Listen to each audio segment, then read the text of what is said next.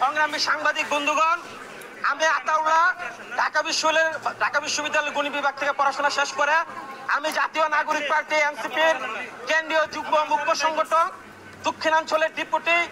আমি আজকে আমার নির্বাচনী আসন ব্রাহ্মণবাড়িয়া সদর 3 এবং বিজয়নগর নিয়ে আমি এখানে শুনানিতে অংশ নেওয়ার জন্য আমি উপস্থিত হয়েছি।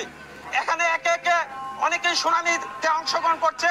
শুনানিতে তারা কথাবার্তা যুক্তিতর্ক তারা তুলে ধরেছে। আমি যখন শুনানিতে আমি কথা বলতে যাব ওই মুহূর্তে রুমিন ফারহানা ওখানে গিয়ে আমাকে ধাক্কা মেরে ফেলে দেয় এবং তার কয়েকটা গুন্ডা বাহিনী নিয়ে আমাকে টেনে হিসে পায়ের নিচে তারা ফুটবলের মতন আমাকে লাঠিপিটা করে এবং এখানে নির্বাচন কমিশনার প্রধান নির্বাচন কমিশনার উপস্থিত ছিল।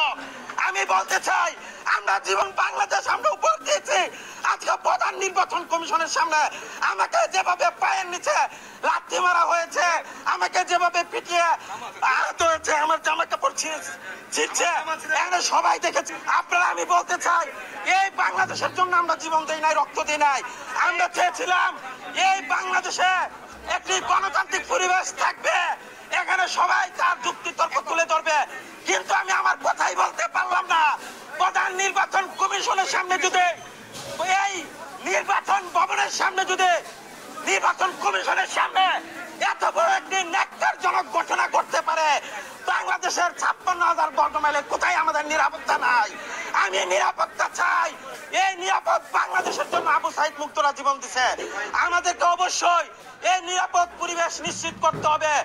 আমি এর সুষ্ঠু বিচার চাচ্ছনের পদত্যাগ করতে হবে, কারণ সে প্রত্যক্ষদর্শী, তার চোখের সামনে আমাকে মাটিতে পুঁতে আমাকে লাঠিপেটা করা হয়েছে।